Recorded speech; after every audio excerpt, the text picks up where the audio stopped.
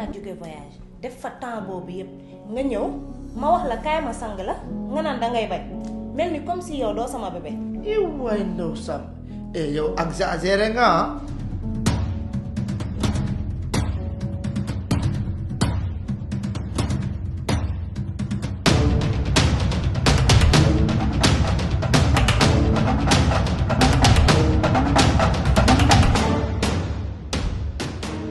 C'est mon ex-esclave. Je viens t'écraser.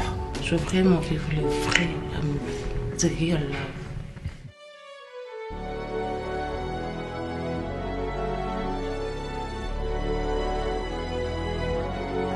pour dëgg ak suuf day def abaluma la.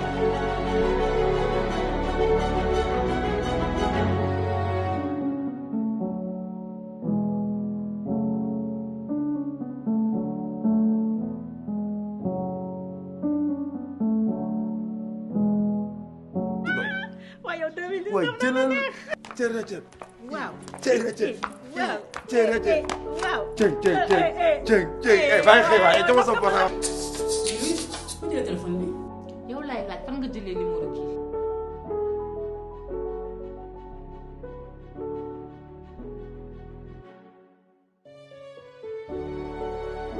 Laissez-moi avec mon cœur. Celle qui l'a fait.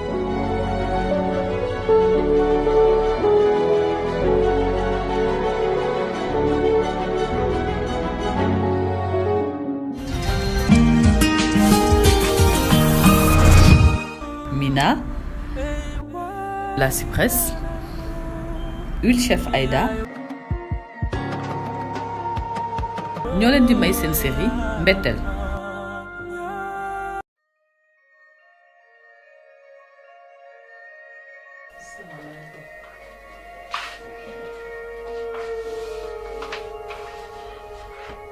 Ousmane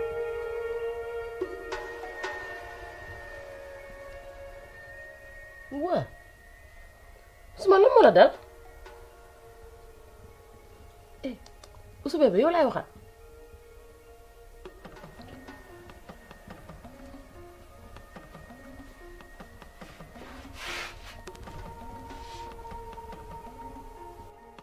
muy sama ndey liñ ma wax dëgg la sama jëkkër paralysé la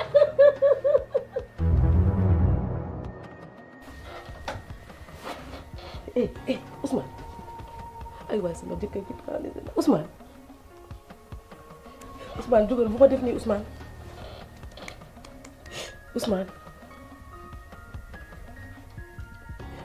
ay Ousmane bu ma def nii bul dem bàyyi ma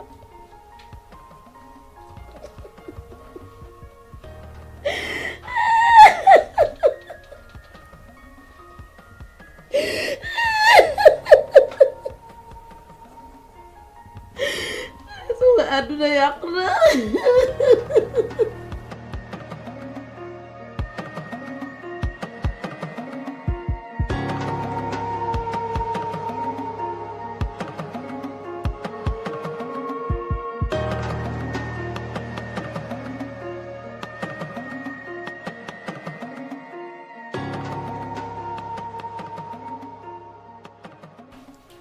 sinon Amina yëg naa li dal Ndeye Ndiaye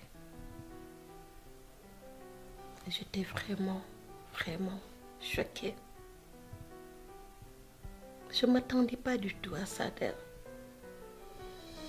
xam naa ne lu waroon am la mais am naa ci lu ma naqari trop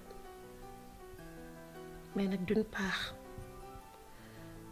dinaa la def ay reproche parce que Ndeye Ndiaye xale la ba tey gis na situation bi sa papa ak sa yaay nekk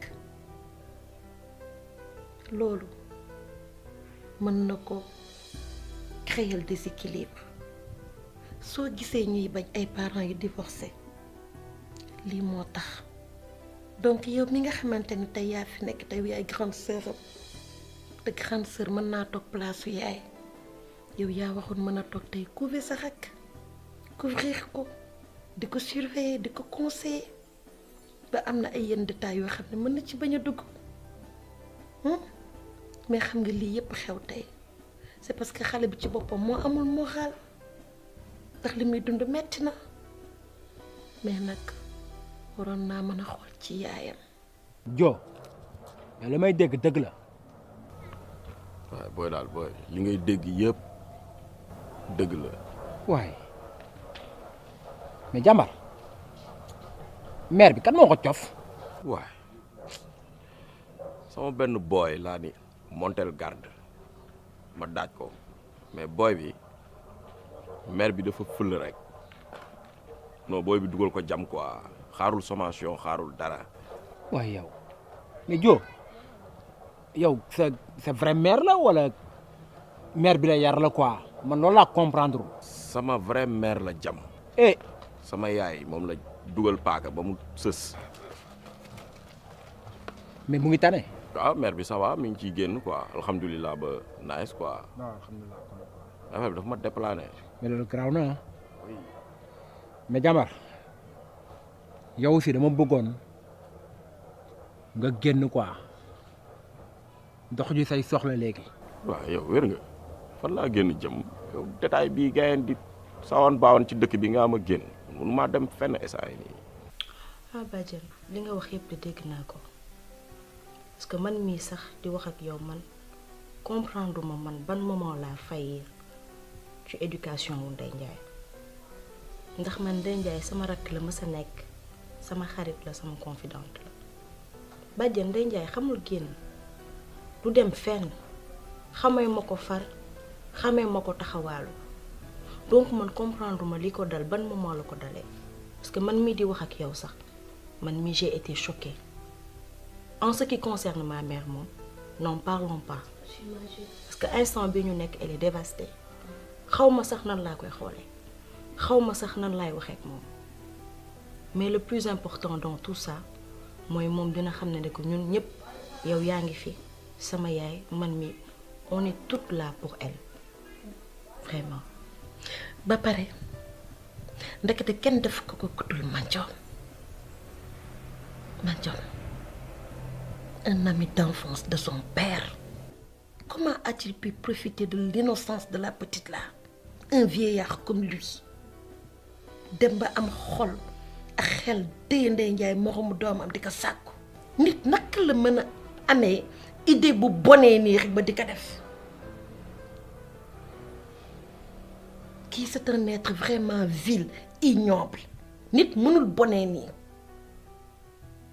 Ndeye Ndiaye def na li muy def de mais kenn bonul Mandione moo bon et j'espère que loolu moom sa papa dina si jël ay matuwaayam lépp lu dal njabootam rek irresponsabilité moo ko ko teg et voilà les faits sont là yàlla baax na. Jo man bu ma la nee génnal c'est parce que dama ko teg fu leer gis nga grand bi moom ci boppam talatu la. ban grand ngay wax ni. Ousmane laa lay wax gis nga Ousmane fi mu toll nii dee moo ko gënal dund saay grand bi liggéenti naa ko. léegi lan laa bëggoon yow da nga may déglu fu nga ngoon naa la wax fan nga ñuy fekk boo ñëwee nga coob li. c'est parfait man kontaan naa. dëgg la grand. xamoon naa di nga ma doxal mission bi. bilaa walaay mais di nga bëgg. maa la ko wax yow di nga bëgg li ma la waxoon man aussi dinaa ko def duma ci bàyyi centimètre. dëggantaan. waaw na man xam naa ne yow jantal grand nga. bëggee naa la te di nga xool di nga bëgg sama la. non taala moo la xamul rek. jeex na tàkk. dëgg la yow borom baax nga.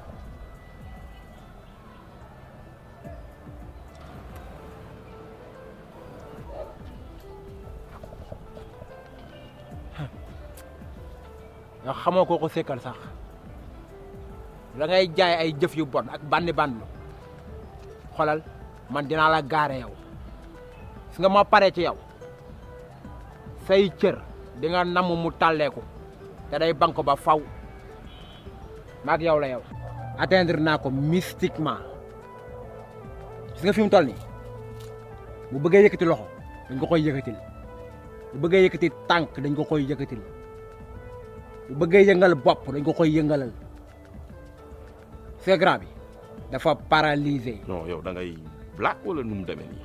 Jo newoon naa dinaa ko lijjanti naa ko moo fi mu toll la ma def mooy nga libéré wu génn dox say soxla xoolal firil anamu nii grand bi. waaye fi ma ko bàyyi na le gis nga bu ko fa nit yëkkatiwul moom mënu faa yëkkati boppam yaa may dégg voilà léegi nag xoolal gënal nga libéré wu dox say soxla ok boy cool boy bonne nouvelle. xoolal ne woon naa la dinaa ko lijjanti naa ko mais gënal bàyyi gënal dox say soxla.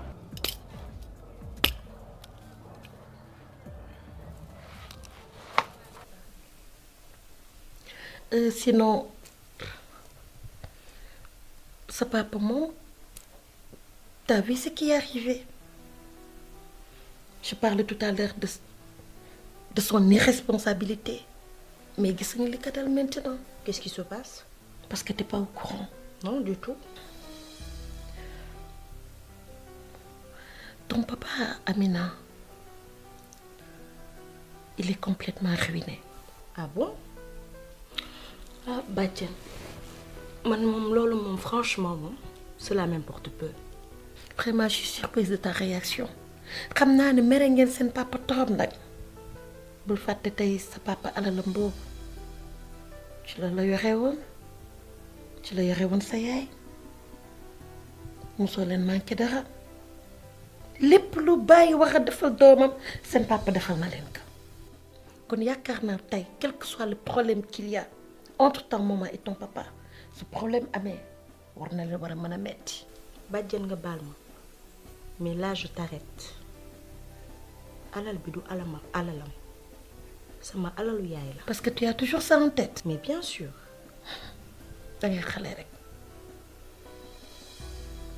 En attendant ñuy xool comment régler cette situation je lui ai proposé d'aller vivre chez Tata Diaba na fa dem mu toog fa ba ñu xam ban solution lañuy trouver te Amina vous n'êtes plus des enfants maintenant.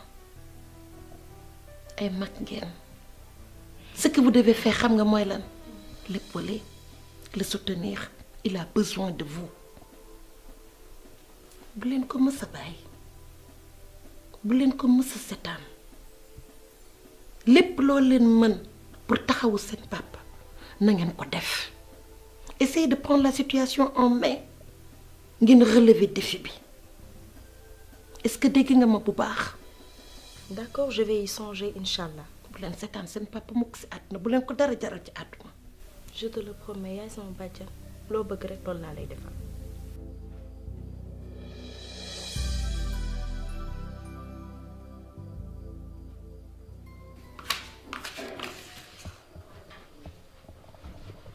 Fadal jógal ah jógal Ousmane moo feebar. fa laa jóge ma ni xaaral ma ñëw daw nga ànd ak man ñu yóbbu ko hôpital Ndaama ki dafa yeewoo Ndaama jógal Ndaama jéego li ma wax xanaa Ousmane moo feebar ba mënta wax mënul dara dafa paralysé. Ousmane moo leen nga ne daa paralysé. ba pare li ma ci gën a naqari mooy ndekete boobu ba léegi mi ngi tëdd man yëguma si woon dara lekkul deful dara dama ko fàtte ne xaaral ma daw woowi Ndaama mu ñëw gunge ma wala ñu xool solution bu ñu def ñu dem hôpital wala feneen. lii de la ñuy wax naan yàlla bii paa yónneewul daa ñëwal boppam Ousmane la paralysé oh yeey boy. da ngay sol yére. billaay fas yéene ma ci benn. ah. xam nga maanaam jëf ji bon dañ yàlla da ko daan bàyyi ba 30e jour mu di ko fay waaye léegi maam yàlla ji moo baaleetul lool 15 jours rek mu fay la li nga liggéey Ousmane de kon mu ngi jot salaire am bu baax comme nag paralysé na ah nit ñi dinañ xaw a nekk ci jàmm de. yow Ndaama. yow yaa bon. bokk bon ànd ak bon di dem ba ku la yàgg gis sax bon. yow na fi man yaakaar nga ne man dinaa jóg fi ma toog aw ma fenn fu may dem ànd ak yow naan maa ngi dem ci Ousmane ah Ousmane de bu dee ab dëjëm sax xëy naa fa dem sax. yàlla rek la wóor. yow Ousmane war naa feebar ma ñëw daw ngay sama taawu yaay ma sa heure bu sama bët bi xonkee ci yow laa juba si nga naan ma ndax damay solee dañu ànd ci Ousmane loolu Ndaama sa wax la.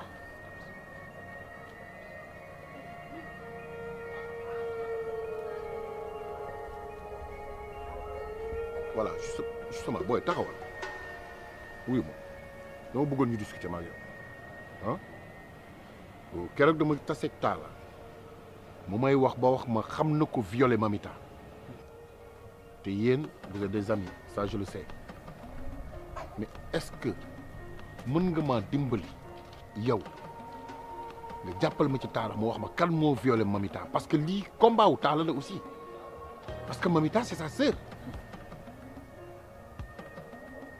Ousmane Kane lan ngeen jote ak lan nga ko def yow. ban Ousmane Kane. Ousmane Kane sa xarit yow. waaw mais kooku bu leen jàppale mais Ousmane c'est juste un gars boo xam ne c'est un mécontent kuy wër di fenn di yàq sama der un peu partout du leneen. Ousmane moo violé Mamita. Ousmane Kane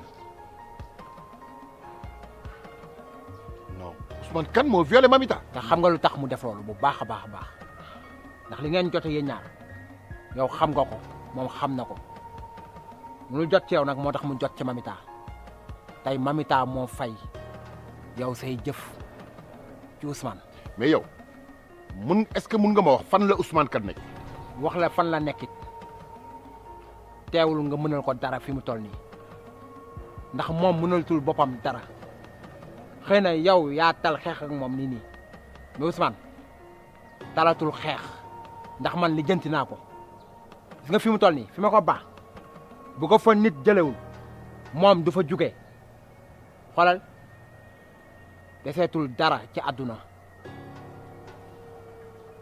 mënoon naa laal nag keneen ba mu des Mamita mënoon na yem ci yow dong. waaw Ousmane Kane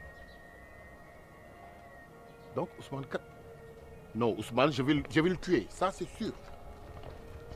yow xam nga lan la yow dama ne na Ousmane dee nga muur ko tënj ko mbaa ñu wat la boo mënta tënj yow lan la Ousmane yàlla wàcc si kawam da daan yónnee tey moo ñëwal boppam jël ay gardam léegi loo ci bëgg man maay jóg aw ma kenn ku may àndal ku du yow mi naan na dem ma seeti ju barke yàlla xoola na fi du ma ko def de du ma ko def koy santal yàlla bu baax ba Ousmane paralysé. pour commencer Ousmane mu naree dee yàlla na nga dee yow. waaw man mii. yow daama yow doo jullit. moom.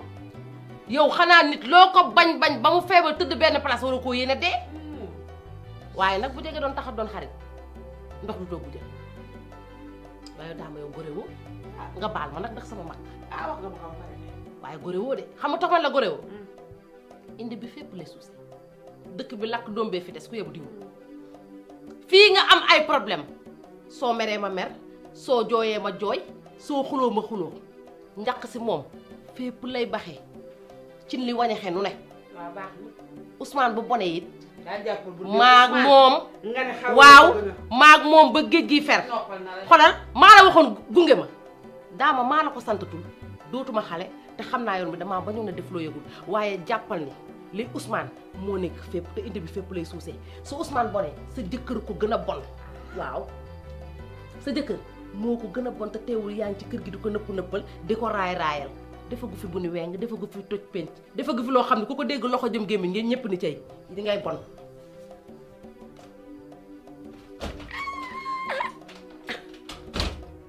waa na fi mii ne wër ta xoolaat boppam nag yow taar kàll yàlla meloon na la na nga war a mel bindal la boppam nga jekk masàllaa nga topp kii nga xamante ne ni si bandi la wuyu la sàcc la reykatu nit la mais xanaa ma dangaa bon nag jógal di nga di ko yaraa Ousmane yàlla na dee nga xool ba xam kan moo koy yëg waaye Ousmane mu paralysé de loolu àdduna la ndax yàlla sax dootu ñu la dóor dootu ñu toj sa R4 xanaa loolu nga war koo mën a sant yàlla yow saw taat doo nga di wëgër yéene woo ko kenn ku dul Ousmane yàlla tere xanaa tuma ko si àdduna noppal na la yaa xam.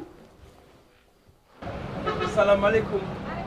Astou ça va. Diouf ça va. ça va bien. yaa ngi ci jàmm. ça va bien. yaa ngi ci jàmm. naka ngoon gi. ça va. bàyyi ci jàmm. ça va ani leen na nu mu def. ça va alhamdulilah. ani sa gars yi. ñëpp a ngi fi ñu ngi ci jàmm. ñu ngi ci liggéey bi. naka affaire yi ba liggéey bi ngi dox nag.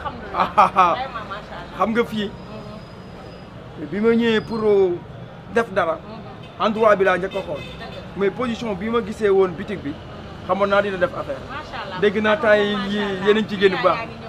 yal na yàlla laf cat na yàlla laf cat. yéen tamit ay jàmbaan ngeen parce que yéen a ngi góorgóorlu. alors rapidement dama ñëwoon naa jaar rek pour li ngeen fi jot a liggéey ngeen dajale ko jox ma ko parce que dafa am ci affaire yu ma nekk nii xam nga pour gérer ko xam nga comme moom mënul ñëw ma ni man naa ñëw rek récupérer li fi nekk comme d'habitude après mooy loolu. daf la defaral papier. dégguma bindal na la dara pour nga àndaale. non jarul papier man maa ni naa fi jaar rek comme moom moo waroon ñëw mënul déplacé wu man naa jaar récupérer li fi nekk après man naa ko rendre compte. léegi de pour mu retirer fi xaalis sax dafay bind papier ñu doog ko jox parce que fii société la donc boo demee mu defaral la papier boo ñëwee ma jox la lu mu laaj. est-ce que xam nga ni Léna moomul fii man maa moom fii maa ko tijji def fi lii teg fi Léna xam nga loolu. dëgg la.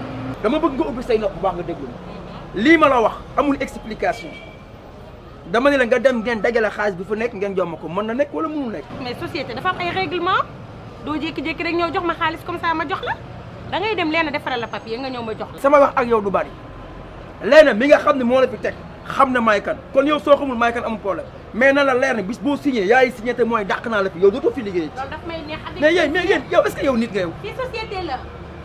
naa la woon société ni muy mel. yow sama wax ak yow du bari.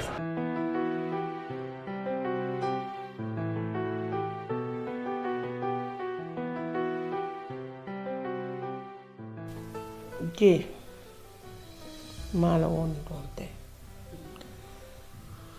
maa ngi lay gërëm di la sant ma bëggoon laa wax ni gërëm naa la sant naa la lool ndax Talla jéego yi nga dox sama diggante ak Talla yëpp gis naa ko ndax Talla ñëw na ba fii seet si ma lépp yow la ndax mënoon na la cee bañ a fekk. yaa faatu man loolu moo ma war ndax àdduna bi dafa jeex ba pare Talla ñëw seet si la lu war la Talla bul fàtte ne yow mi yaa ko sukk jur man nàmpal rek laa ci def. man Talla jur rek laa am ci moom waaye lépp yow la jëy maa ngi la ciy gërëm di la tam ma bëggoon laa wax ne jee Talla agresseur la de. agresseur. waa Fatou yaa tagalu nii. boole ca contentement bu rëy boo xamante ne ay rubba sëy tey sama xol bee sedd moo raw wana ko mbott. lu xewati. lay def laa Papa Diouf daal laa romb buntu këram mu mel ni sëmb su tas. yow kuy Papa Diouf. ñaari Papa Diouf nga am danga am juróom mel ni mi nga xam dañ koo génne ca biti huissier ñëw génne ko ca biti génne ay bagage am ñu ngi sànni gauche di sànni droite man de musuma gis lii bëgg bi ba bëgg tey musuma koo bëgg ba ma juddoo ba nekk. ak këram bi mu rek. dama kontaane ëpp na waaye lii bu ko dal woon ma rus Papa Diouf guddil nga ko bëccëgal nga ko te moom gisu ko ma koy faral fu ne jàppale ko fu ne gisul loolu topp benn xale tey moo ko yóbbee lii. fàcce na loolu moo la tax kontaan. kontaan ba mu neex damaa bëgg déggoo ma xanaa. subhanallah Talla du agresseur yaa faatu juumoo. fan yële dafa amoon problème ak benn waay benn xaritam gis ma wax ma ko wax ma fan lay nekk ma di ko wër ba gis ko ci àll bi. àll ban. ma demee ci àll bi xaritam yooyu muy àndal ñoo ma jàmpaak. maara day misi. waaw fan yi ñu génn. yàgg na. bi ma génnee hôpital sax ak léegi yàggul. looloo waral Talla ñëw ni ma yaay baal ma àkk ma laaj ko ba sonn mu ne ma dinaa la wax kon Talla lii la ma doon nëbb yaa faatu Talla jur naa ko fa ma ko war a jure xiiful marul bu dee benn kaasu café Talla laa koy jox bu dee benn daggu mburu Talla laa koy jox Talla moo ma gënal ña ca kër ga di ay magam kon Talla buñ nee ma agresseur la jaaxal na ma. xam nga xale yi des fois ñooy dugg sax ci ay àndandoo yu bon waaye man reproché wu ma la dara dégg nga reproché wu ma la dara ndax Talla jur rek laa am ci moom yow yaa ko yar reproché ma la dara ndax léeg-léeg àndandoo bu bon rek mu leen ciy dugal yaa faatu bu ko jiiñ benn àndandoo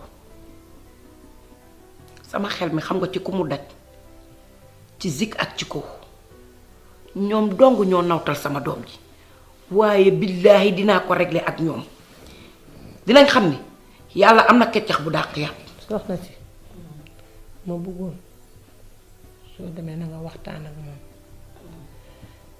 te nga wax ko man mii man maa la ko wax yaa faatu fii amatul luñ fii làkk yow yaa jur Talla man maa jur Talla bu ma yeggee duma ko ni Sàmbaa ma ko wax duma ko ni Dembaa ma ko wax dama ko naan yaa faatu moo ma ko wax ñu jéem a jug ci suñu doom loolu mooy dëgg yaa faatu mbetteel gii ma am tey dootuma ko am ilaa yow mi diin yàlla dafa dogal nit ku ma xamul sax duma jubile ci gàcceem waxatuma la ak nit ku ma xam ñu ne déetawaay muy samay bàyyi doom yow sa contentement bu rëy bii nga am yépp Papa Diouf moo jur say doom bi te bu nekkee ci naqar nekk ci jaaxle ay doomam jommi gis nga lu xam nga lu ma lay yëgal gis nga yàlla tey jii du xaar weer day faj léegi Papa Diouf nag lii teeñ bi la yan bi ñëwagul gisagul dara li ci kanam raw li bët gis nga lee ko daal ñaanaluma ko yàlla te man day sëy su ma doon yàlla di def su ma doon yàlla tey dogal wallahi dara lu metti du ko dal ndax yéenewuma ko lenn lu metti ndax nu mënti mel rek sama jëkkër la woon ñu doon sëy te ba nëga ni maa ngi ci buumam nu mënti mel rek donte benn fan sekk nañ ko jàmm ak salaam nu mënti mel rek donte benn waxtu defal na ma ko lu baax rawatina ma am moom ñaari doom lee ko daal yàlla na ko yàlla gaaw teggil gis nga ki ko def ki ko wax rek la bëgg moo ko def ñu wax ko li ma bëgg sax dafa des comme nag yow yaay Seyda ma bëgg nga sol sa dàll bi dem ba këram nga jàppale ko ndax sonn na de lee ma gis day nga mu ñu delloowaat koy bagage am de yàlla baax na yàlla waxul kenn dara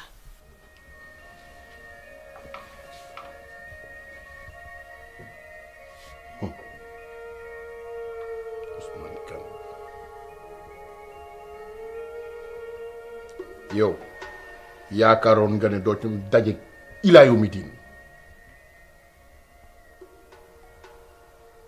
jël sama doom violé ko tas sama kër